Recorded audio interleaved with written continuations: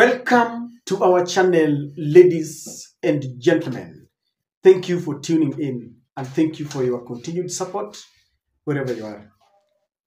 For some times now, the Trans Nzoia Governor George Natembea has run this narrative that the Luhya nation has been left behind. The Luhya nation needs to unite so that they can negotiate together for a bigger share of the national cake. And he's saying that the past leaders have failed them, and he's saying that it is time to say no to them. A slogan that he has made known very well, TAWE. And he has run a TAWE movement that has now become a slogan that is known. It is very much synonymous and associated with George Natembea. Natembea seems to be targeting one person, Papa Waroma, the Speaker of the National Assembly, Moses Wetangula. And he feels that it is not proper for Moses Wetangula to convince the Luhya community that is the number 3 in government, yet they don't see the fruits. He's saying that if you're number 3, then people need to see the truth, the fruits trickling down. But the difference and the widening rift between George Natembea and Moses Wetangula took a new twist when the registrar of political parties, Anderito, reported that in the midst of all this political noise, political supremacy battle between George Natembea and Moses Wetangula, some people have made attempts to register TAWE as a party. Kenyans are really not sleeping. I want us to read what the papers are reporting. Revealed how 50 attempts to register TAWE as a party flopped. You can imagine, not once, not twice, not thrice, not 10 times, but more than 40 times, 50 times, Kenyans have made attempts to register TAWE as a party. In fact, it is reported that allies and proxies of some politicians have made more than 50 attempts to register TAWE movement, which they interpret to mean no or enough is enough, as a political party, amid the raging battle for supremacy between National Assembly Speaker Moses Wetangula and Trans Nzoia Governor George Natembea. That is the nation that is revealing. It further says that the registrar of political parties, Anderito, revealed that her office had rejected attempts to reserve the name, whose wave appears to be spreading rapidly in the western region on grounds that it was offensive and would cause confusion. So Anderito, the registrar of political parties, is telling the nation that she rejected those attempts because the name TAWE, according to her, is offensive and would cause confusion. Now, Madam Nderitu was saying that the applications were made by ordinary Kenyans, making it difficult to unravel whether or not there were senior political leaders behind them. Quoting her verbatim, this is what she said, that my office has received more than 50 applicants from people seeking to reserve the name TAWE. All these have been rejected because the name does not meet the requirements of Section 8 of the Political Parties Act of 2020, of the Constitution 2011. Now, what does the Constitution say? And that is what I want us to look before we move on. According to Section 8 of Political Parties Act 2011, the registrar may refuse an application for the registration of a political party if the name of the political party or the abbreviation of the name or symbol that it wishes to use for purposes of this act is obscene or offensive. And according to Madam Nderitu, this is the section that she's using, that TAWE would be offensive or abusive. That is what has been written and that is what has been reported. In this video, I want us to take a keen observation. Who do you think is making attempts to register TAWE as a party. That is what I want us to look at. As we do this, allow me to request you to subscribe to our channel, click the notification bell to allow YouTube to notify you.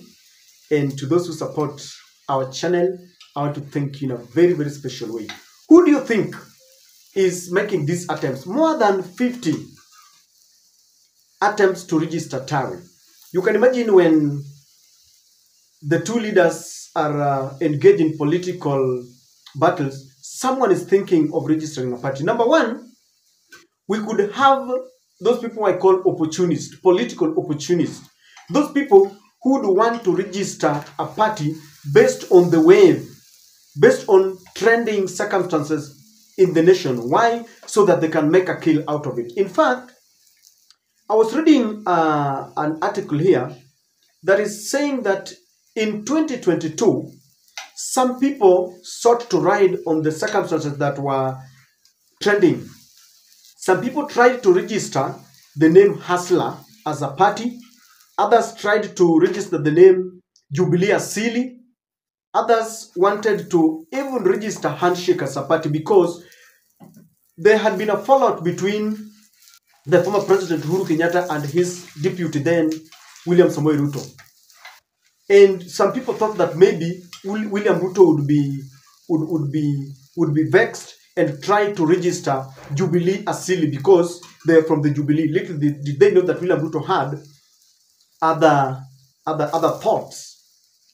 They also felt that the handshake between Uhuru Kenyatta and Raila Odinga was trending, and so they even felt that they attempted to register this. And some of the names that the register of the national register of political parties rejected were the Hustler National Employment Party. You remember when William Ruto was running the narrative of Hustler? There was Hustler and Achievers Party of Kenya. There was Hustler and Ground Masses Party of Kenya. Building Bridges Party of Kenya. That was because of the building bridges that Uhuru Kenyatta and Raila had begun. Building Bridges Initiative Party of Kenya. The Bridges Party, the National Handshake Party, Okoa Kenya Party, Chama cha Madaraja and Okoa Kenya Party. Those were some of them, just telling that Kenyans will always look at the trending circumstances. Now, the other one was Tanga Tanga Party, and this was a slogan that was being used by William Ruto himself.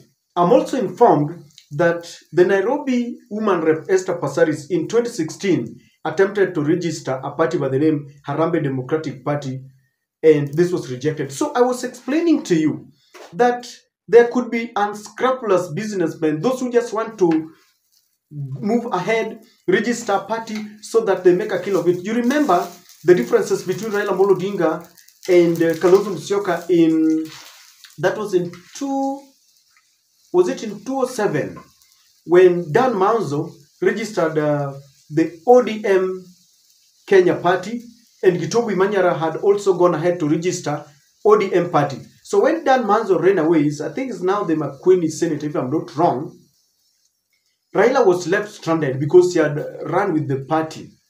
And Raila went to Gitobu Manyara and they got that, the ODM Party that Raila is still owning up to date. So that is one of the reasons. The people who want to register to make a kill, you know, when you register a party and people are disparate, maybe, let's say for example today, if Gachagua would be kicked out of the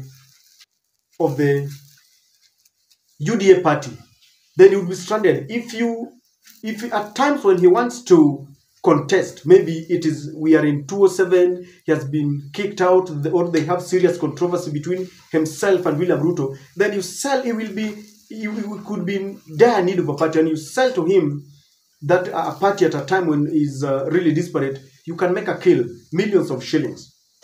Number two, opponents could be behind registering this party. I remember there was a time when someone, in fact it was State House that had attempted to register ODM Asili Party, just to ensure that there was confusion in Nyanza. But some people were arguing that Raila does not need a party. We do not have followers of ODM. We have followers of Raila Amolo Odinga. That is what he did when they were struggling. There was a difference between Raila and Michael Kijana Wamalwa when Jaramogi Oginga Odinga had died, and Raila decided, I'm abandoning that party, I'm leaving it for you. And his people followed him. So there's a difference. If you have people who follow your party, it is different from people who follow you. So opponents, and in this case, people are pointing fingers at Moses Wetangula, who is seen to be the arch rival of the TAWE movement, because Natembea has made it as much that Wetangula has failed them. So he could have sponsored some people to go and register that party. So by the time Wetangula swept, by the time Governor Natembea sweeps the whole of Loyaland with the TAWE, he realizes that I need to register this party. And when he goes there, he's told, this party belongs to Moses Wetangula or belongs to someone, a very close proxy. William Ruto could not be left behind, because that wave is also not very good for him. Some people are saying that maybe Natembea is working for him. Others feel that he could just take an advantage. So there could be some hands from State House to register this party, because if there is something that William Ruto does not want, any leader sprouting from Western, any leader sprouting from Mount Kenya, he wants to go to Mount Kenya without any authority from any leader. He just wants to engage the people. The same thing, he wants to go to Western without any leader. If Natembea becomes a force to reckon with, then William Ruto will be in trouble, because it will be that before you go there, maybe you meet the lawyer community or Buhusu community, then you have to pass through Natembea. And this is one thing that Ruto does not want. So he could also be part and parcel of this scheme. Number 3, it could be Natembea himself. Natembea is a schemer. We do not understand how in an environment where Wetangula, the speaker, had dominated. In fact, I remember Duncan Haimba had been, I think, a governor there, if I'm not wrong, and he was sort of dominating, and he was allied to Wetangula. Then all of a sudden, Natembea comes and is fighting it out with UDA. He's fighting it out with Ford Kenya. In fact, the woman rep and a senator in Trans Nzoia come from the UDA. But Natembea had a force, and he defeated any attempt to rig him out or to defeat him. So he knows very well, he's a schemer.